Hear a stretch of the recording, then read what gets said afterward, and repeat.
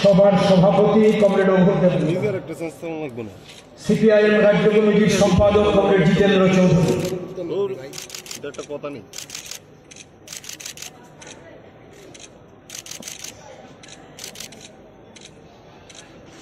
CPI রাজ্য সম্পাদক comrade Yudhishthir Das, RSP রাজ্য সম্পাদক কমরেড দীপক দেব, ফরওয়ার্ড ব্লকের রাজ্য নেতা কমরেড জয়ন্ত দত্ত, পার্টির কেন্দ্রীয় কমিটির সদস্যবৃন্দ, রাজ্য সম্পাদক মণ্ডলীর সদস্যগণ একে একে ফুল দিয়ে শ্রদ্ধা জানাচ্ছেন।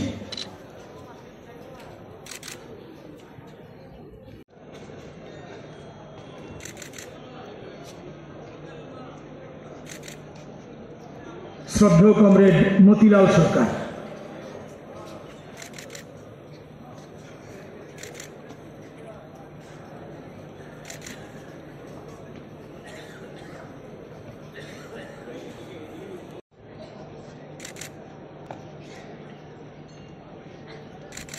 তারপরে শ্রদ্ধা জানাবেন সিপিআইএম ত্রিপুরা রাজ্য কমিটির সদস্যগণ এবং মহকুমা সম্পাদকগণ।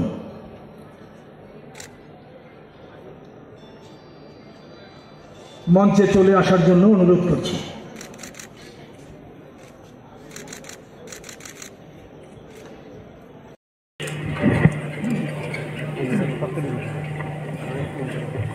এখন তম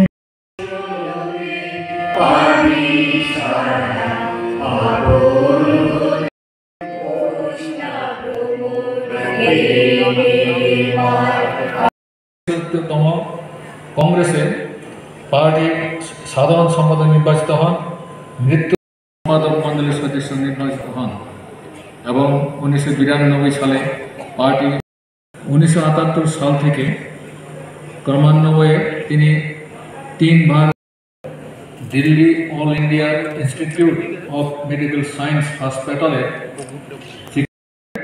যার ফলশ্রুতি হল জাতীয় স্তরে একটা ঐক্যবদ্ধ ইন্ডিয়া ব্লক জোট গঠন।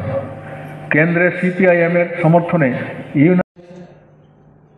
যদিও দুর্বল করা যাচ্ছে, শক্তির কমানো যাচ্ছে, বিরোধী শক্তির বৃদ্ধি পেয়েছে। পার্লামেন্টের মধ্যে গত যে 2-3টা অধিবেশন হয়ে গেল 24-এর নির্বাচনের পর, তার প্রতিফলন অনুরণন পার্লামেন্টের ভেতরে এবং তার পরিপ্রেক্ষিতে বাইরে আমরা লক্ষ্য করছি। একই ধারা প্রকাশ উল্লেখ করার চেষ্টা করেছেন।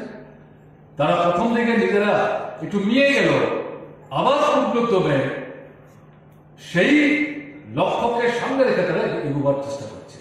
প্রতিরোধ করুন।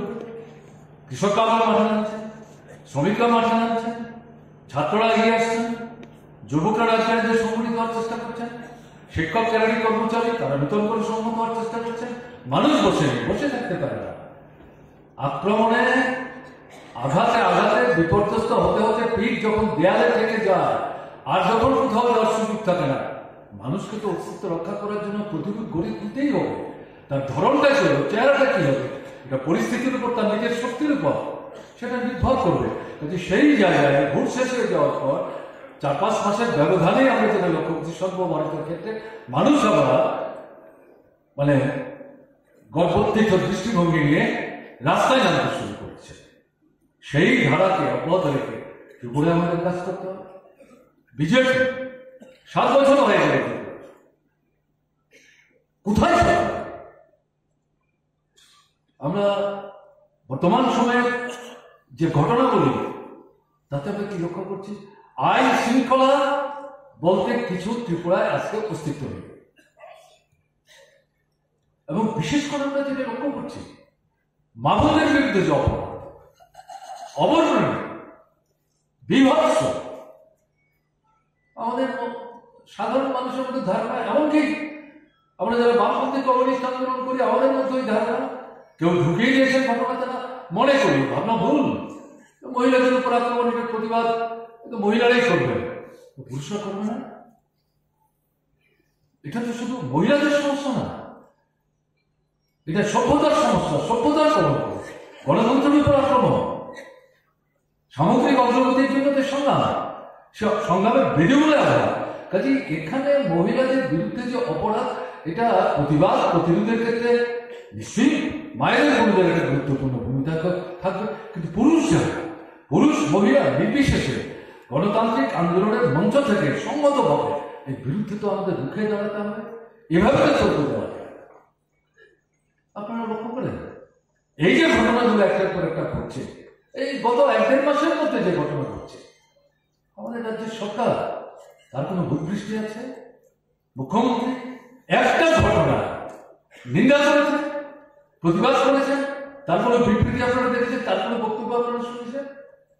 এটা ব্যক্তিগতভাবে বলছি না, এটা পদের অধিকার। রাজ্যের মুখ্য রাজনৈতিক নেতৃত্ব সরকার চালাচ্ছে, কোথায় নিয়ে যাচ্ছে? এবং একদলীয় স্বৈরশাসন কায়েম করার জন্য 18 পর থেকে নির্বাচনকে প্রহসনে পরিণত করে ভোট জালিয়াতির মাধ্যমে ক্ষমতায় টিকে আছেন, টিকে থাকবার চেষ্টা করছেন, কিন্তু এটা চিরস্থায়ী না, এটা তাদেরও বুঝতে হবে। 24 লোকসভা নির্বাচনের ফলাফলের মধ্যে দিয়ে খানিকটা বোধোদয় হলেও প্রকাশ করছে না।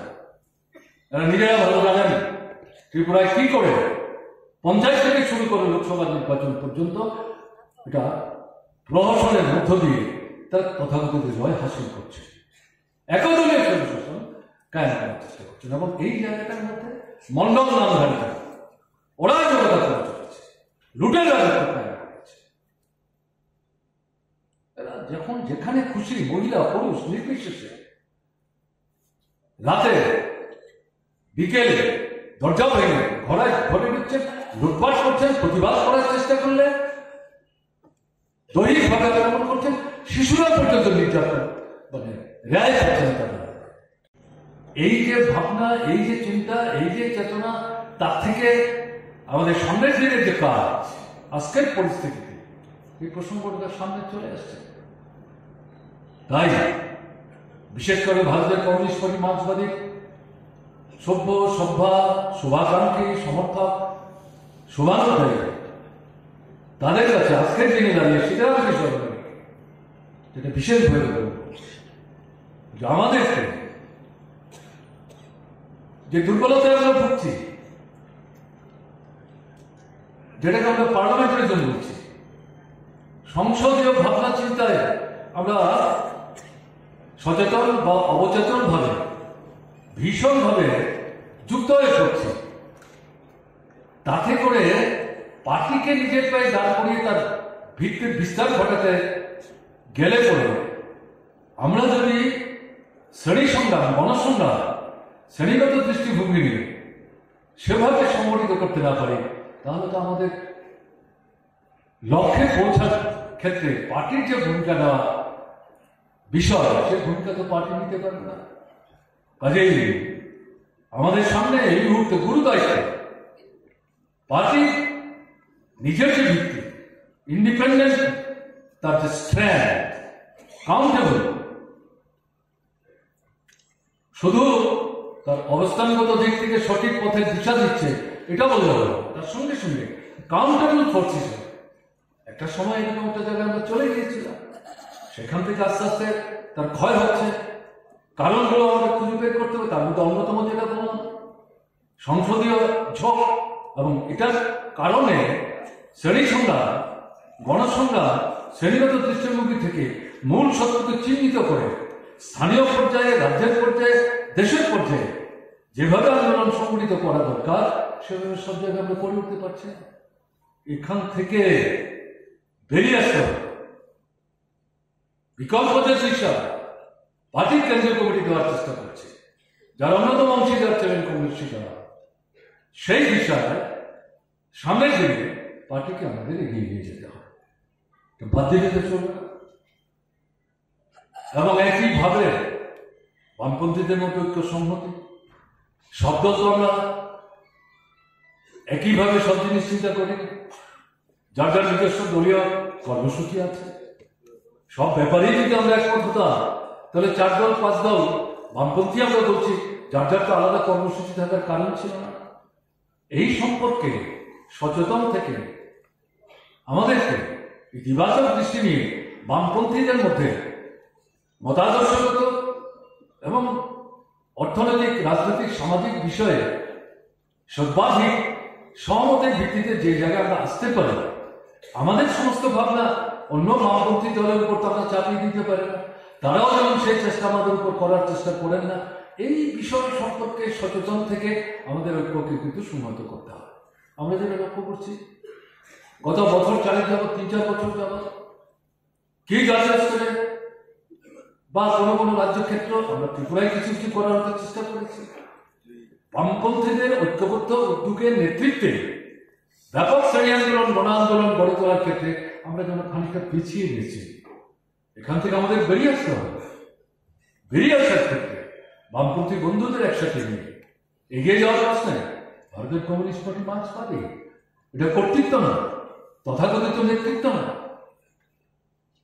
বন্ধুসুলভ ভাবনা নেই, ভ্রাতৃপ্রতিম ভাবনা নিয়ে আমাদেরকে এগিয়ে যাওয়ার চেষ্টা করতে হবে। এই ক্ষেত্রে যদি আমরা সাফল্য অর্জন করতে পারি, এগিয়ে যাওয়ার ক্ষেত্রে যদি আমরা ধাপে ধাপে এগোতে পারি, সেটাই ধর্মনিরপেক্ষ গণতান্ত্রিক শক্তি। তার মধ্যে বড় অংশটা হচ্ছে অবিজেপি, অবাম, ধনী বণিকদের স্বার্থের পক্ষে চিন্তা করেন, ভাবনা করেন। কোনো কোনো রাজ্যে তারা সরকার আছেন, কোথাও কোথাও সরকার নেই, গুরুত্বপূর্ণ বিরোধী দলের ভূমিকা পালন করছেন, জাতীয় স্তরেও করছেন। যেটা দেখা গেছে গত 24-এর নির্বাচনে 26টা-27টা দলকে একটা জায়গায় আনা গেছিল, বামপন্থীদের বাদ দিলে সেটা প্রায় 20 থেকে 22টা।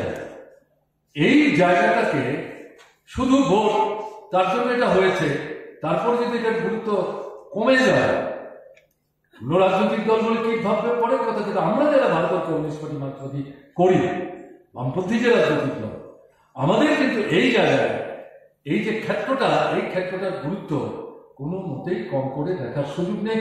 কারণ মনে রাখতে হবে, আমাদের নিজেদের যে শক্তি, জনগণের মধ্যে আমাদের যা ভিত্তি, যত সঠিক পথেই আমরা থাকি না কেন, বড় অংশের মধ্যে এখন কিন্তু আমাদের সেই ধরনের বিস্তার আমরা ঘটাতে পারি। আমাদের এটা অনেকটা আনুষ্ঠানিকতার পর্যায়ে চলে যাচ্ছে। এর থেকে যদি আমরা বেরিয়ে আসতে না পারি, ধারাবাহিকতা বজায় রেখে, পৃথিবীর পরিবর্তন হচ্ছে, কিন্তু মার্ক্সবাদ লেনিনবাদের যে মৌলিক ভিত্তি, তার মধ্যে কিন্তু কোনো পরিবর্তন হয়নি। তারা যে বিশ্লেষণ করে গেছে, পুঁজিবাদ সাম্রাজ্যবাদের পরাজয় ঘটিয়ে শ্রেণী শোষণমুক্ত সমাজ, এটাই হচ্ছে বিকল্প, এটা সম্ভব, এটা করতে হবে এবং করার জন্য লড়াই চাই। এই যে ভিত্তিটা, এই ভিত্তিটার উপর যদি আমরা আমাদের রাস্তাকে সুদৃঢ় করতে না পারি, প্রগাঢ় করতে না পারি, বিশ্বাসকে যদি সংহত করতে না পারি, তাহলে তো সীতারাম ইয়েচুরির স্মরণ সভায় এটা ফুলমালা দিয়ে আনুষ্ঠানিক শ্রদ্ধা নিবেদন করা হয়। তাই বিশেষ করে আমি আমাদের যারা সমস্যা হবে, আমাদের বয়সে, আমি আমার নিজেকে নিয়েও বলছি, নবীন প্রজন্ম তাদেরকে এই মূল বিষয়টি সম্পর্কে সীতারামের জীবন থেকে আমাদের কিন্তু শিক্ষা হিসাবে, মৌলিক শিক্ষা হিসাবে গ্রহণ করতে হবে। তা যদি আমরা করতে না পারি, তাহলে তার প্রতি যথার্থ শ্রদ্ধা কিন্তু প্রদর্শন করা সম্ভব হবে না।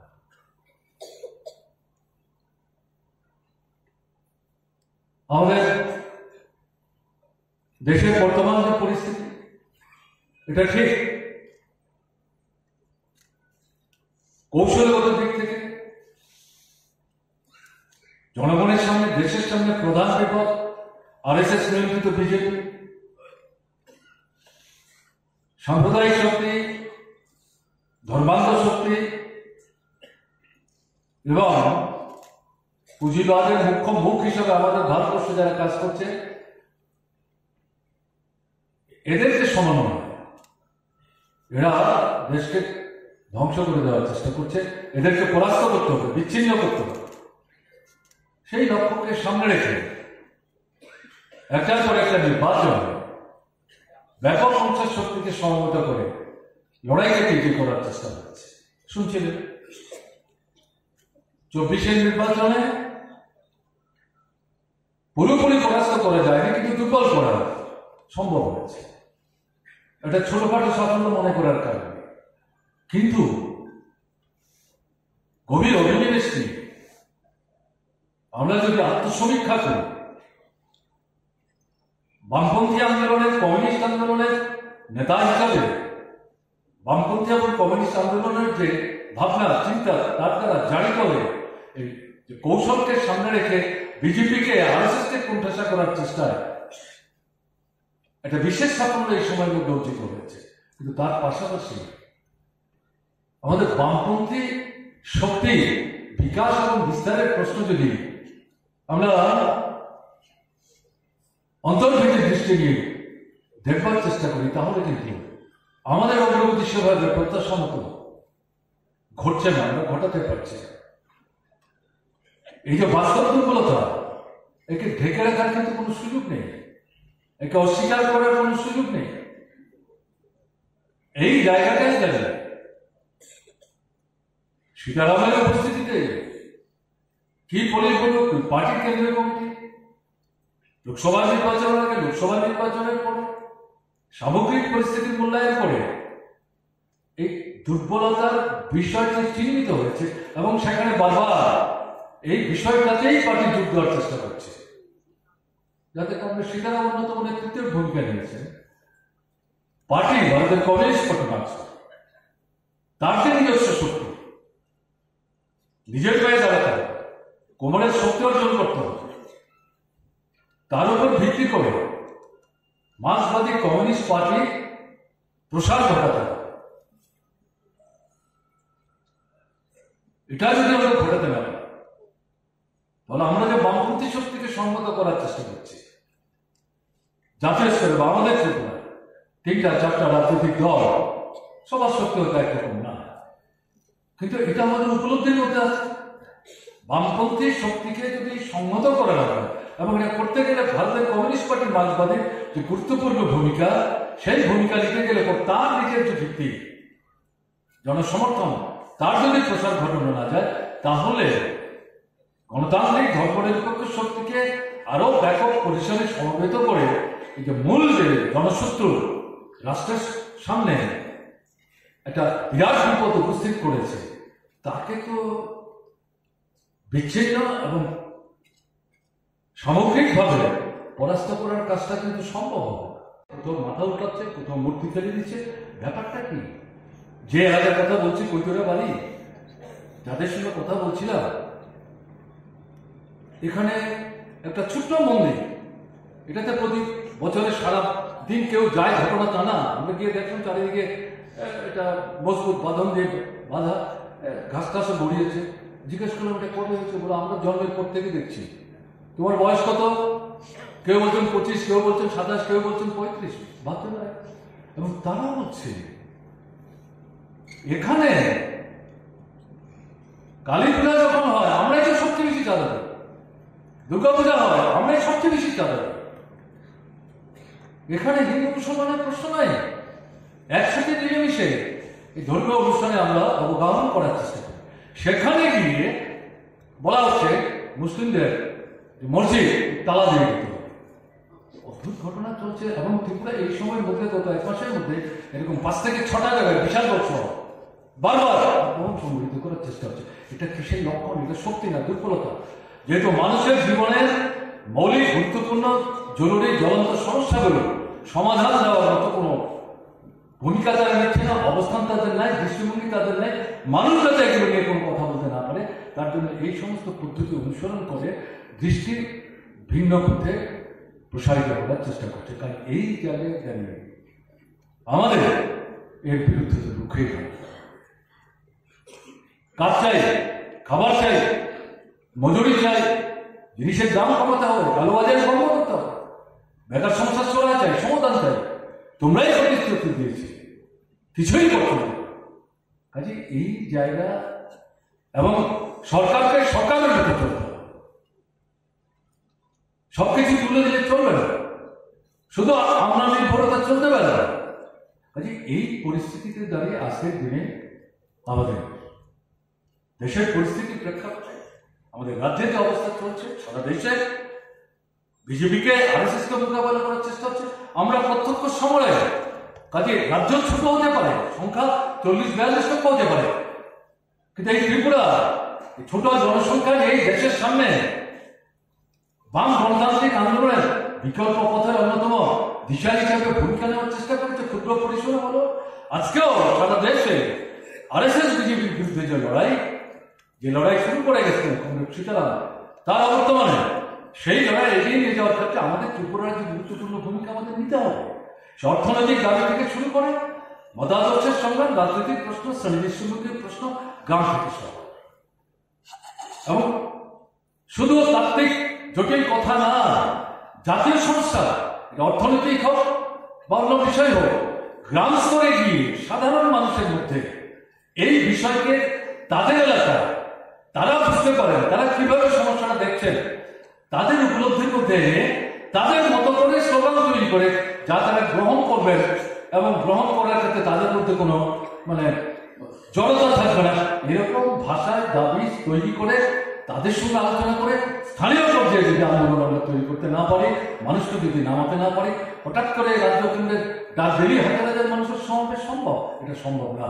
কাজে এই ভাবনা নিয়ে একেবারে গ্রাম স্তর থেকে কোথাও এককভাবে কোনো সংগঠন, এবং কোথাও ঐক্যবদ্ধভাবে কোনো সংগঠন, এবং বিশেষভাবে পার্টিগতভাবে আমাদের কিন্তু সামনের দিনে লাল ঝান্ডার কাঁধে তুলে এই লড়াইটাকে এগিয়ে নিয়ে যাওয়ার ক্ষেত্রে ভূমিকা নিতে হবে। এটা যদি আমরা করতে পারি, তাহলে কমরেড সীতারাম ইয়েচুরির প্রতি, তার স্মৃতির প্রতি প্রকৃত অর্থেই তাকে আমরা মনে প্রেরণা ভালোবাসি, এবং সঙ্গে সঙ্গে তার স্মৃতির প্রতি যথার্থ শ্রদ্ধা প্রদর্শন করা সম্ভব। আসুন আজকের দিনে দাঁড়িয়ে আমরা সীতারামকে স্মরণে রেখে এই শপথ, এই সভা থেকে আমরা নিয়ে যাই, এবং যে কাজ কমরেড সীতারাম করে গেছে ভুলে যাওয়ার জন্য কাজের মধ্য দিয়ে সীতারাম আমাদের মধ্যে স্মরণীয় থাকবেন। আপনারা ভালো থাকবেন। আমার নমস্কার। প্রশ্ন, সংবিধানের প্রশ্ন, ধর্মনিরপেক্ষতার প্রশ্ন, ধর্ম চর্চা, দেশ সভা, রাষ্ট্রসভা, জাতীয় ঐক্য সম্মতি চিন্তা করেন, এদেরকে কিন্তু যত বড় পরিসরে আমরা একটা জায়গায় আনতে পারবো, মূল শত্রুকে বিচ্ছিন্ন এবং পরাস্ত করার সংগ্রামে সাফল্য অর্জন করা সম্ভব। সীতারাম ইয়েচুরি জেনারেল সেক্রেটারি হিসেবে কেন্দ্রীয় কমিটির যে নীতি নির্দেশিকা নির্ধারিত হয়েছে, সময় সময় পার্টি কংগ্রেসে, দুটো পার্টি কংগ্রেসের অন্তর্বর্তীকালীন সময়ে পরিবর্তিত পরিস্থিতিতে নূতন নূতন যে পদক্ষেপ নেওয়ার প্রশ্ন আছে, তার মধ্যে এই বিষয়গুলো অত্যন্ত গুরুত্বের সাথে যোগ দেওয়া হয়েছে। আমাদেরকে আজকের দিনে সীতারামকে স্মরণে রেখে এই যে কাজ, এই কাজটা কিন্তু অনুধাবন করে তার গুরুত্ব, তাৎপর্য উপলব্ধির ভিতরে রেখে এগিয়ে যাওয়ার চেষ্টা করতে হবে।